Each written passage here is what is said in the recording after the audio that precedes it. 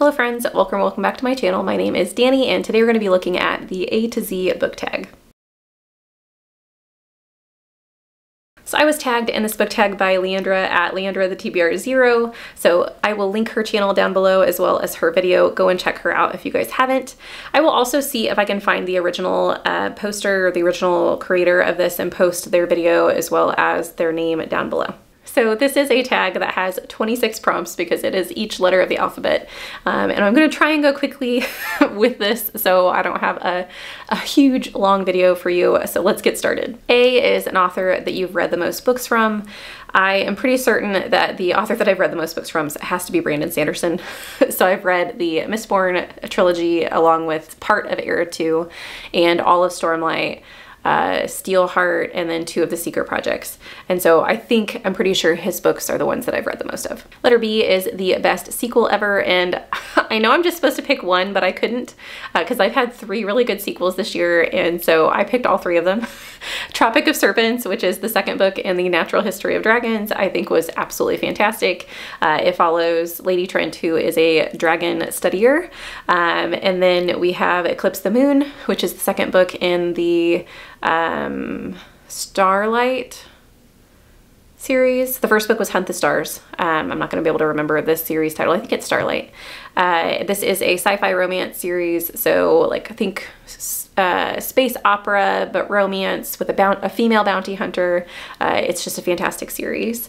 And then I also chose Paladin's Strength, which is the second book in the Saints of Steel series by T. Kingfisher, which has just been absolutely hilarious. And it's like a gritty, dark fantasy world, but along with humor and some romance, it's been a lot of fun. C is currently reading, so I'm currently reading 3 different things. So I have The Mysterious Affair at Styles, which is my first Agatha Christie. I'm reading Wayward, which is a series or a book. It's a gothic mystery about a woman who's escaping the city and staying at an old cottage of her family's, and the cottage belonged to a great-great aunt. Great-great-great-great aunt who was tried for witchcraft, and you get both timelines. Actually, you get all 3 timelines, but I'm not going to give you more details than that in this video. And then I just started listening to Thornhedge, which is the new fairy tale retelling of Sleeping Beauty by T. Kingfisher. D is your drink of choice while reading. So I will say that I typically just drink water while I'm reading. I don't drink a lot of other things other than water.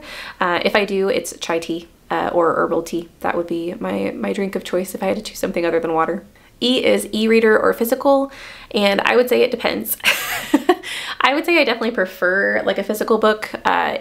If you know, there were no other circumstances and I had to choose between one or the other, I would say I would choose physical books just because I like having the weight of a book in my hand. I like the way that they smell. I like the feel of a book. However, if I'm traveling, I do prefer an e-reader because you essentially have a library in your hands. I also enjoy reading my Kindle at night, and so it's nice that it has like the backlit. I don't have to have a light on. I don't have to have a lamp. And so I do prefer an e-reader for that. F is a fictional character that you would have dated in high school, and I searched high and low for this.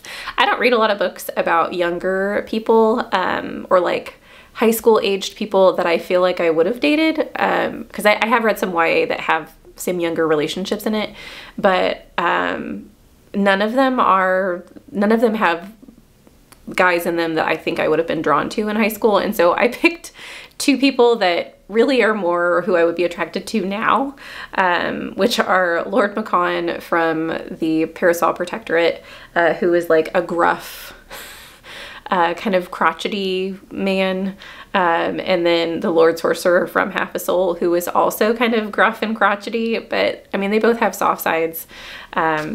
But yeah, those are the characters that I chose. G is glad that you gave this book a chance, and I would say Ragged Company for this.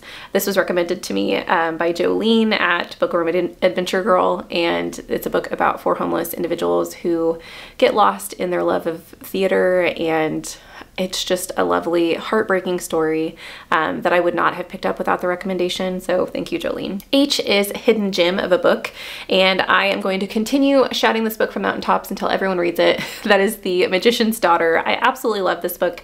It is fantastic. It features Rowan, who or sorry, Rowan is the magician. It features Biddy, who is a girl who was essentially dropped off on an island and raised by this magician. This island is magical. It is one of the only places in the world still has magic.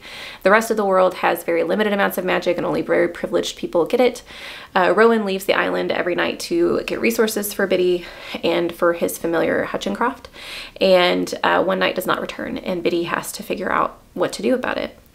It's absolutely lovely, and I just really enjoyed the story. It's 5 stars. It's my favorite book from the first half of the year. I think that everyone should read it. I is an important moment in your reading life. This, I would say, when COVID-19 shut down everything. I also could say like the start of my booktube channel, but I think when COVID hit and things were hard, we were isolated, I really escaped into books. I've always enjoyed reading, but I put a lot of my focus into reading. I think that was the first year when we first got locked down. That was the first year that I made the goal of reading 52 books in a year. And because I thought that's 1 book a week, I can totally do that. I didn't want to, being at home a lot, I didn't want to become someone who wasn't as active. I didn't want to sit on my couch and watch TV the entire time. And you're probably thinking, well, you could sit on your couch and read all the time too. But with audiobooks, I can actually be a lot more active.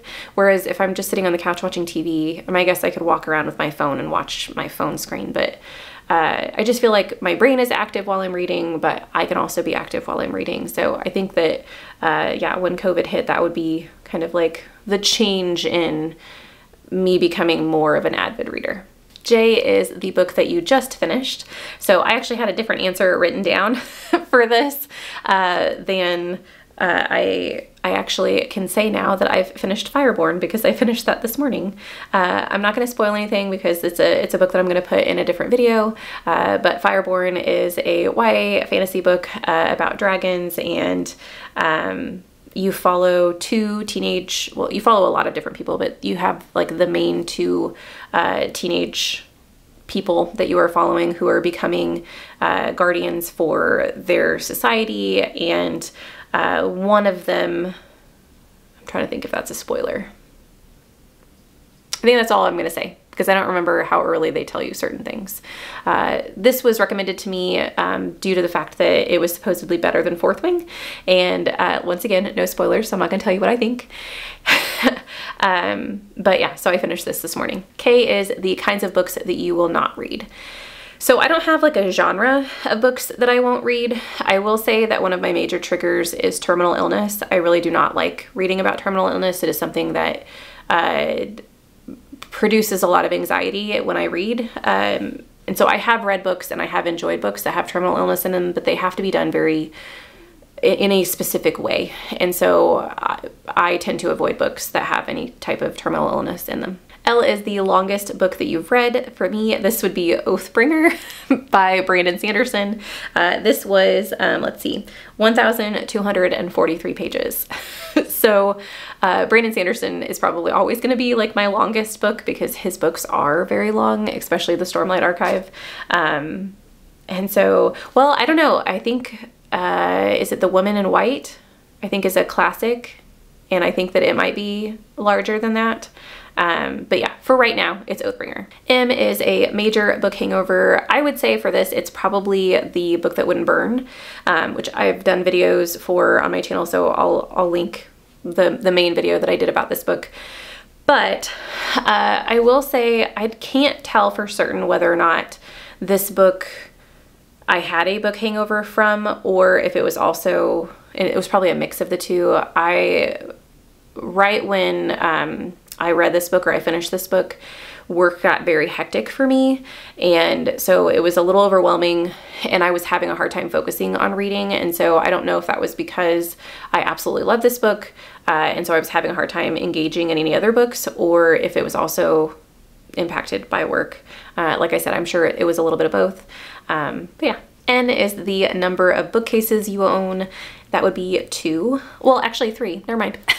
So I have the one behind me. I have a little, this is the one that I was forgetting. It's almost like a cube bookshelf that just fits in a corner. And then I have the one that used to be behind me, which is actually my husband's old bookshelf, which is now in our guest bedroom. So yeah, 3. O is one book that you've read multiple times. So I have a couple of these, but the one that I read or have reread the most, I think, would probably be The Way of Kings. I'm pretty sure I've read The Way of Kings 3 or 4 times at this point. And most other rereads I've only reread twice.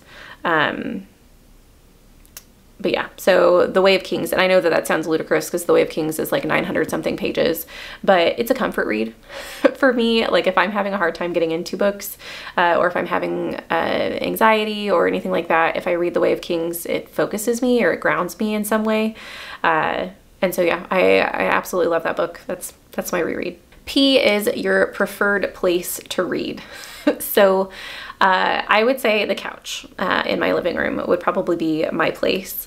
I have a little reading lamp behind me, and there's like even, I've sat there for so long, or the couch is so old at this point in time that there's like a little divot in the spot that I sit in.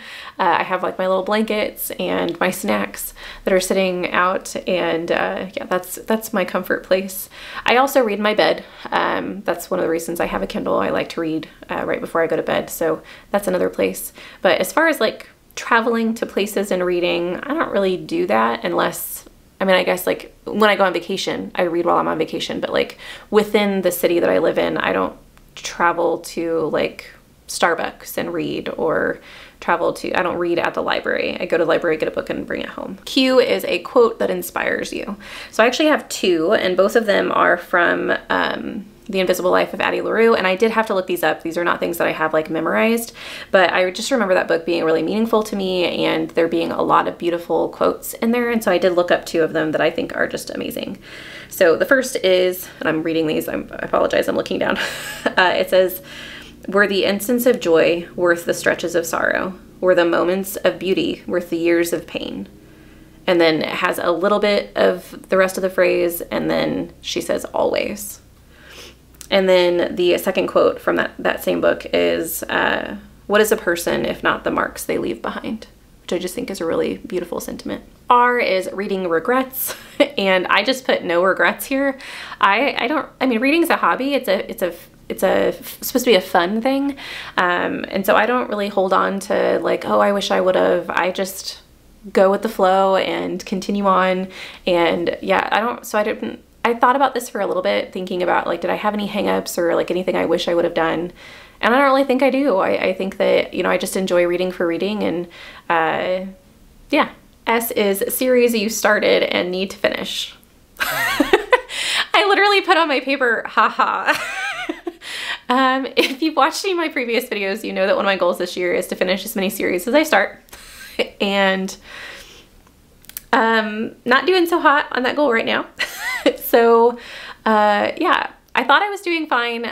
This is a little bit of a sneak peek of like my freak out moment that I probably won't talk about until the end of the year, because I'll do another video on my series goal. I said at the beginning or at the middle of the year that I had read 19 and finished 19, and I looked back through my numbers, my Excel spreadsheet. I must have made some type of clerical error, and I was wrong. I have finished 12 series and I think I've started 22. So numbers not matching up. So like I said, I'll do like another video of that a little bit later. But as I was preparing for this video, I looked back and I was going to try and figure out like how many I had started. And I looked at my numbers and was like, where did I get that number from? Why did I think that I'd finished 19 series? And I honestly think I just fat fingered something and put a 1, because at that point in time, I think I had finished 9, not 19. So yeah, my bad. I reported that in error. And I really did have like a brief freak out moment. Like, oh, I felt like I lied to you guys. Like I wasn't intentionally lying, but I definitely gave you false information. Anyway, moving on. T is 3 of your all-time favorite books. So I've already mentioned one of them, that is The Way of Kings. I should preface this with, if I'm going to say something is an all-time favorite book, I have to have liked it for more than a couple years. It has to have been in my brain and still on my mind for multiple years for me to consider it an all-time favorite. So some of the books that I've read this year I think could definitely be there eventually, but they're not quite there yet. So number 1, I said The Way of Kings. Number 2, I said The Name of the Wind. And number 3, I couldn't choose. So I actually picked 4. So one of those was The Graveyard Book by Neil Gaiman, and the third was The Invisible Life of Addie LaRue. The Invisible Life of Addie LaRue almost didn't get put on here because I think I read it 2 years ago exactly, and so I didn't know if it was quite going to be there, so it might not belong on this list. So maybe it's just, I should just say number 3 is The Graveyard Book, but I thought Addie LaRue deserved some attention as well. U is Unapologetic Fangirl For. So I said Sanderson for this. As you know, I've been participating in the Year of Sanderson. I've gotten all the secret projects and the little mystery boxes each month. I really enjoy Sanderson's books, and I know that for some people he is not for them, but he is immensely popular, so I don't think that I am alone in my love for his books. V is very excited for this new release. So once again, I couldn't choose. I'm sorry, I know that you're only supposed to choose 1 for each, but I chose 2. So I have Talon Sister, which is by Jen Williams. I know nothing about this book other than the fact that it's by Jen Williams, who wrote Ninth Rain and The Bitter Twins, and The Song of Poison, and or The Poison Song. So I'm excited to get another book by Jen Williams. And then the second book I'm really excited for the release, and I believe both of these are released in October, is The Dead Take the A Train, which is by Cassandra Khaw. I think her last name's Khaw, who wrote The Salt Grows Heavy. And I thought The Salt Grows Heavy was just okay, because it was a short story and I wanted more. And I think the premise of The Dead Take the A Train is fantastic. A quick synopsis for The Dead Take the A Train. So this is set in New York City. You have a main character who is wanting to get into the magic scene in New York City, which whatever that means, and some of the choices that they make in order to get in on that scene ends up putting the city in grave danger. And yeah, I just think it sounds really fun, and it's, like I said, it sounds gritty. It sounds like a wild time. So I'm here for it. W is Worst Bookish Habit. For me, I said sometimes I get to the point where I'm finishing books too quickly, especially if I have audiobooks and I know that I have deadlines for the audiobooks. I tend to speed through books, and there are certain books that I really think I wish I would have taken my time with. I think I would have enjoyed them more. So yeah, that's probably my worst bookish habit, is just reading things too quickly through audio. X marks the spot, the 27th book on your shelves behind me. So I counted this before I started the video, and the 27th book is The Blade Itself. I've talked about this a couple of times on my channel. So it's an epic fantasy novel. You follow 5, I think, different POVs, and you have some war going on. It is grimdark fantasy. I really enjoyed the series. I gave the first book 4 stars, the second book 5, and the third book 4. And it's also a massive world. So I've read the first trilogy, but I plan to continue on in the world that Joe Abercrombie has created. Y is your latest purchase. So for me, this is The Rook, this like black and white cover up here, and the Voyage of the Basilisk as well. I bought those at the same time. Voyage of the Basilisk is book 3 in the Natural History of Dragons, and The Rook is book 1 in a trilogy. Both are fantasy. The Rook is fantasy mystery. I would say the Voyage of the Basilisk is probably cozy fantasy. It's fantasy about dragons, and it's really fun. But yeah, I'm happy to have those on my shelves. The last prompt, Z, is ZZZ-snatcher, which book have you recently stayed up late watching or reading? And that for me would be The Bitter Twins, which is this blue book back here. It is the second book. I can't remember. Oh, it's the Winnowing Flame series. And the first book is Ninth Rain. It's a massive fantasy world. I don't even know that I can describe everything that goes on. You have humans, you have a different race called the Aborans, and the Aborans live a very, very long time. They have a sordid history with humans. There have also been these weird things that have happened that are called rains throughout the Earth's history, where really bad things have ensued and war beasts have been born to Ibora, and they essentially have helped save the world. And we have some events that are happening within the 9th reign that are lending themselves to thinking that one of these reigns is going to happen again. It's an excellent series. If you like fantasy, please pick it up. So that is the A to Z book tag. I hope I didn't go too quick. I just didn't want this video to be super long, so I tried to speed through. If you guys have your own channels and you would like to participate, please do. If you don't have your own channel and you just want to answer a couple of questions, just let me know what your answers are in the comments down below. I'd love to have a conversation with you guys. Thank you so much for watching this video. I hope you have a lovely evening, and I'll see you in the next one. Bye.